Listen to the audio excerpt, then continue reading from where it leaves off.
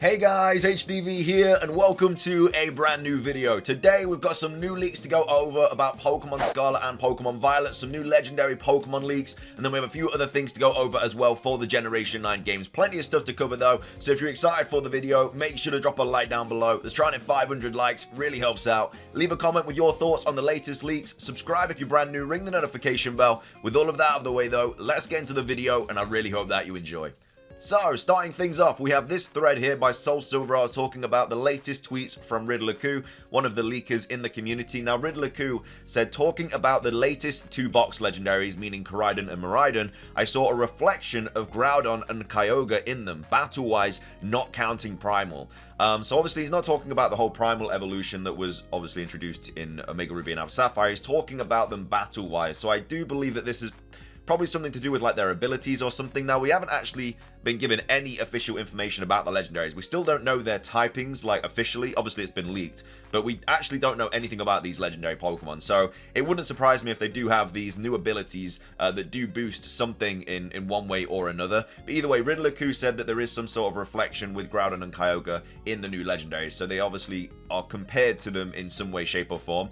And then also went on to say, time to guess who are the nobles in Paradox groups. Only nobles will get buffs from their leaders. Civilians better accept the fact that they get nothing but a new look. So right on this tweet, he seems to be saying that there's going to be like a noble paradox. So maybe like alpha Pokemon in Pokemon Legends Arceus.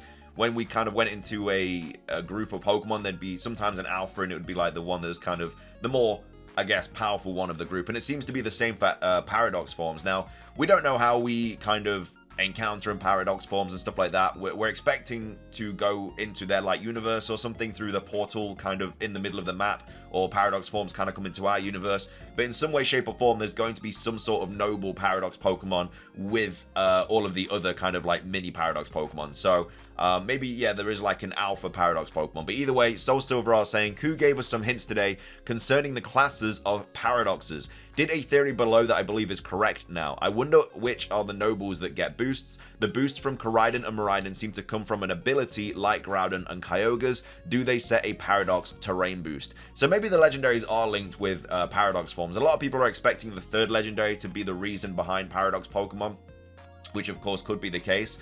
And so that's why Koraidon and Miraidon could also benefit from this sort of like boost or something like that. But either way, Riddler-Koo also said the Pokemon Scarlet and Pokemon Violet need to serve their monarch.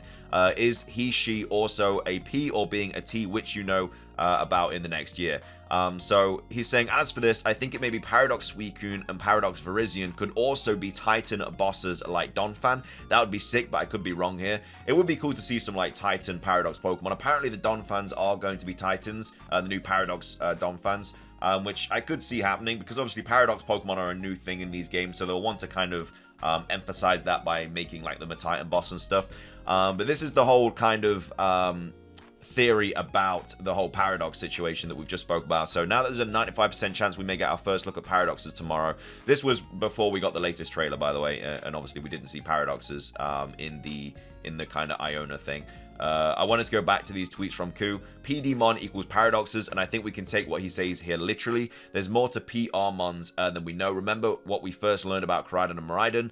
They have a power that surpasses other Pokemon. I believe they are more than just the first paradoxes we'll see. They're the leaders for another reason. Koo probably even hinted to this in other tweets, but sadly a lot of the Chinese tweets have been very tough to translate. Basically, the paradoxes have classes. Is this just a plot or something that affects battles? I think the latter, because the classes don't make much sense in a plot. Maybe certain paradox forms mons get benefits in battle. Maybe something that Koraidon and Miraidon do in the game. Now on to another Koo revelation. The huge revelation here is I think that even version exclusive paradoxes may be available in other online multiplayer raids. Like, why not? Would make sense for Sword and Shield like events later on in the Scarlet and Violet lifespan.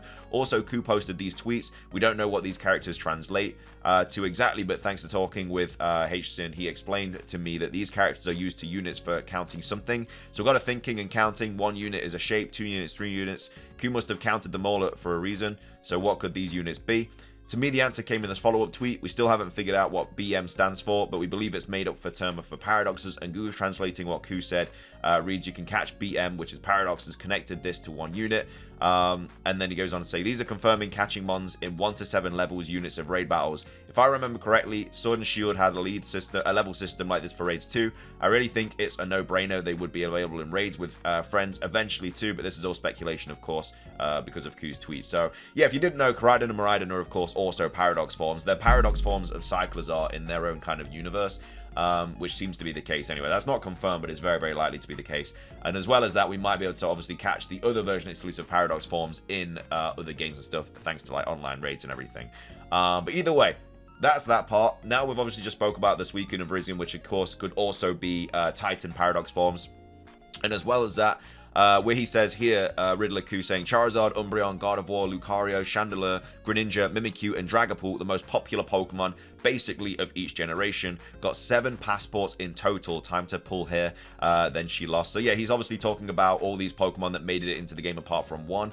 So also here he tells us that 7 of these 8 Pokemon he listed here are in Scarlet and Violet. Because we figured out most of the decks already, we believe that Chandelure that didn't make it. This could also be Q's favorite Pokemon because months ago he mentioned it didn't make it in. So yeah, it looks like Chandelure isn't going to be in Pokemon Scarlet and Pokemon Violet, but the rest of this list is. Anyway, that's that. Next up we have this from Soul Silver Art as well, and this was Riddler Q talking about the engine Pokemon being the same concept as the Rotom bike. And this is Soul Silver Art saying, I don't believe the engine we see on the Starmobile is the true form of this Pokemon, as suggested by Q, which also makes me think that it's not pre-evolution, but part of whatever this Rotom-like bike car function is. I think the fact that he says it's the same concept is literally just the Rotom phone is kind of controlling the bike. Like, that's obviously what's happening in Pokemon Sword and Shield, hence why we get, like, the speed boost and everything like that. And I think that's just the same sort of situation going on here. I think the engine Pokemon is just controlling this vehicle. And yeah, and that's obviously why we like battle it and stuff like that. We also have this as well. This was from the Chinese trailer sequence, which was absent in the other trailers. So you probably didn't see this unless you watched the Chinese trailer. But this, like I say, wasn't in the English versions or anything like that. This was from the big 14-minute gameplay trailer. But anyway, as we can see, it's all about the picnic. So obviously we have a protagonist here with a sandwich in the background.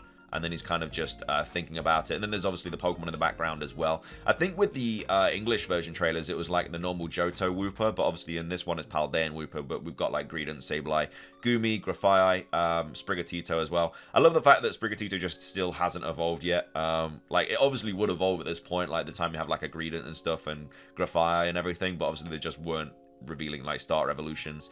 And then obviously the sandwich disappears, and then I think he's just eating it, and then he's deciding if he likes it or not. Again, this was just taken from the Chinese trailer. Nothing crazy. It was just maybe a gameplay clip that you hadn't seen. Moving on though, we also have this tweet from Riddler Q saying, can't wait to see 3 more brand new Pokemon in Titan.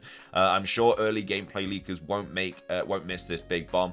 And then he also went on to say, and I've already teased the 3rd legendary, repeat it again now. You know what I mean. Like when you watch the first episode of Pokemon anime and a golden bird suddenly flew by. So right there he's referencing when Ash and Pikachu kind of get through the whole Spearow situation. They look up and they see Ho-Oh kind of flying through the sky. But as we all know, Ho-Oh wasn't a Pokemon at that point. It wasn't revealed. It came out in Pokemon Gold and Silver. You pretend to know everything, but the truth is. So yeah, he's saying that, you know, he's already revealed he's already teased the 3rd legendary. And he's saying that, like, it's the same situation as, you know, when Ash saw Ho-Oh. It's like when we're seeing the legendary, like, it's there, but it's not been revealed yet or something like that. And then we also have Blaze Incineroar talking about this as well. Another tweet by Riddler Q. And all he did tweet here was the Mega Evolution symbol, Ultra Necrozma, Eternatus, and then also this kind of face here, which we know is, like, the face of the 3rd legendary. He said that.